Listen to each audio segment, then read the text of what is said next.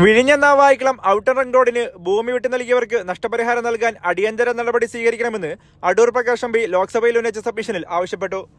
പദ്ധതിക്കായി വിട്ടു നൽകിയ ഭൂമിയുടെ എല്ലാ രേഖകൾ കൈമാറിയിട്ടും മാസങ്ങളായി. സർക്കാർ പ്രഖ്യാപിച്ച നഷ്ടപരിഹാരം ഭൂവുടമകൾക്ക് ഇനിയും ലഭിച്ചിട്ടില്ല. സ്ഥലം വിട്ടു നൽകിയവർക്ക് ഇതുവരെ നഷ്ടപരിഹാരം നൽകാത്തത് അനീതിയാണ്.